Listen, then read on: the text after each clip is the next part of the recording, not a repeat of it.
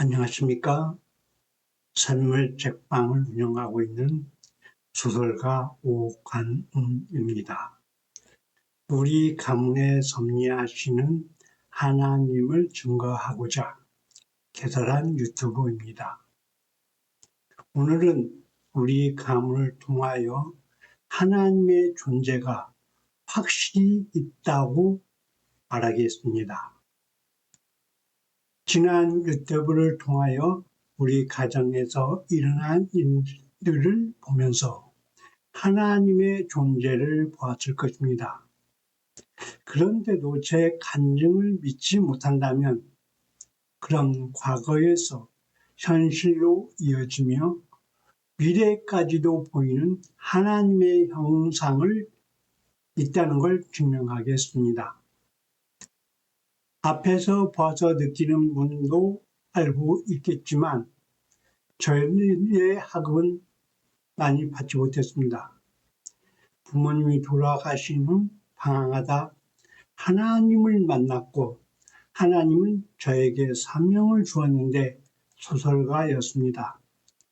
누가 보아도 제 수준으로 원고지에 원고를 작성하는 일은 불가능한 일입니다. 이 일이 사람들이 보면 비정상적인 형상으로 보이겠지만 하나님의 뜻을 알고 저는 소설을 1988년 1월 14일 쓰겠다고 하나님께 기도하였습니다. 하나님은 그런 저에게 고난의 연단을 주었고 하나님의 존재를 확고하게 알게 하였습니다. 사명을 감당하기 위하여 아내를 만나게 하고 세 아들의 동역자를 주었습니다. 그리고 컴퓨터라는 도구가 보급되어 자유롭게 작문하고 지우고 검색까지 할 수 있고 거기다 문법, 합준법까지 검사할 수 있게 되었습니다. 하나님은 제가 소설을 집필할 수 있는 그런 환경이 미래에 있다는 걸 알고 저를 선택한 것입니다. 누구는 우연이라 말할 수 있지만 하나님을 표현하는 글을 쓰는 일은 삶에서 하나님과 교감이 이루어져야 하며 노력이 필요합니다. 우연히 책이 만들어지지는 않습니다. 2012년 8월 31일 저희 가정을 생활을 모티브로 첫 단편소설 손목시계가出版되었습니다. 저의 수준에 나올 수 없는 책이었습니다. 이 일은 기적이었습니다. 그때 있었던 에피소드가 있습니다. 저 형이 서울에 볼 일이 있어 잠시 다녀오는 길에 용산역 간이 서점에 제 이름으로 책이 신간으로 전시된 것을 봤습니다. 동생의 수준으로 도저히 가능하지 않는 일인지라 동명이인이라 생각했답니다. 책 표지 한 장만 넘기면 저라는 거 알 수 있는데 말이죠. 나중에 만나 제가 보낸 책이라고 선물했더니 깜짝 놀라며 그 일을 말해 주었습니다. 이 밖에도 지인들이 제가 책을 보낸 것에 의구심을 가졌습니다. 사실 저도 책을 출판한 것이 놀라웠습니다. 2016년 1월 20일 두 번째 소설, 장편소설 기계수르공이 출간되었습니다. 그 후 2020년 전자책으로 한국나무꽃을 비롯하여 6권이 출판되었습니다. 2024년 10월에는 7편의 단편소설이 잃어버린 꿈을 찾아서라는 단편소설집으로 출간되었습니다. 2025년에 들어서 이렇게 저의 에세이 간전집 인생은 길고 고난은 달다가 출간되었습니다. 또한 이어서 준비된 농부로 계속 책을 출판할 예정입니다. 이 모든 일이 제 능력으로 가능할까요? 다시금 정리하자면 하나님은 저를 1961년 이 세상에 보내셨고 제대로 공부하지 않는 지극히 낮고 무지한 저를 소설가로 선택하였습니다.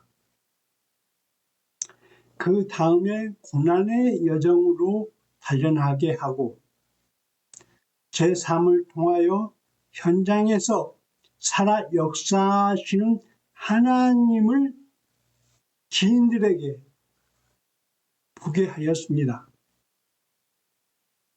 특별하게도 지면을 통하여 간증을 남기게 하여 자손 대대로 증거를 보게 하였습니다. 이 현상으로 하나님의 존재는 확실하다는 걸 보여주는 것입니다. 더불어 이 시대에 복있는 화목한 저희 가정을 사람들에게 보여주며 그리스도의 향기를 느끼게 하였습니다. 하나님은 언제나 우리와 동행하고 있습니다. 아들 셋은 믿음의 유산을 이어받아 나름 자라고 있습니다. 주위에 보면 4대째부터 하나님이 주신 축복의 근육 때문에 하나님을 등한시하며 믿음의 대가 불완전하게 이어가는 것을 보았습니다. 그래서 저는 자손들에게 제가 집필한 책들을 시대에 맞게 개정하여 대를 이어 출판하여 주기를 유언합니다. 아들이 질문했습니다.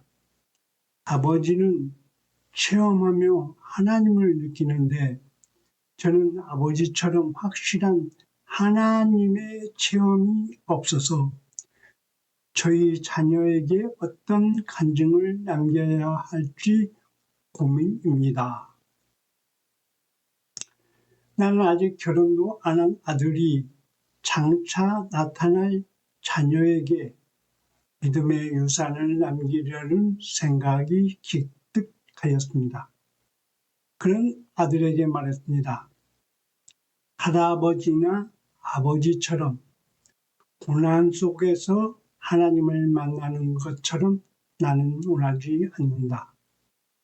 너희가 어린 시절 잠들기 전 기도하고 하늘을 보니 우주수 별이 내려오는 체험했던 일이 순수하고 아름다운 하나님과의 만남이라 생각한다. 그리고 할아버지께서 하나님을 만난 이야기와 또 현재까지 아버지와 어머니의 삶을 너희들과 살면서 경험한 일을 통해서도 너희들도 하나님을 체험한 것이다. 아침마다 아버지가 커피를 마시는 이유는 너희는 잘 알고 있다. 너희들도 아버지와 생활하며 보았으니 하나님의 존재를 체험한 것인데 너희들은 그것을 잊고 있다. 아버지는 아침에 커피를 마실 때마다 하나님의 은혜를 감사하며 늘 건강한 하루를 주신 것에 감사하며 기도하지. 그런데 그 은혜를 잊고 무심하게 커피를 마실 때가 많다. 너희들도 아버지처럼 하나님을 체험한 일을 잊고 있을 뿐이다. 고난 속에서 할아버지와 아버지는 하나님을 봤다면 너희들에게는 할아버지와 부모님의 이야기와 모습에서 하나님을 체험한 것이다. 하나님은 조상이 내려주는 믿음의 유산을 후손들이 이어받기를 간절히 원하지. 하지만 하나님은 믿음의 유산을 받은 특권을 선택할 기회를 주기에 너희들도 지혜롭게 환경을 만들어 믿음의 유산이 변창되기를 원한다. 아들 셋은 제 말을 듣고 수긍하고 그 유산을 이어받아 나름 잘하고 있습니다. 감사합니다.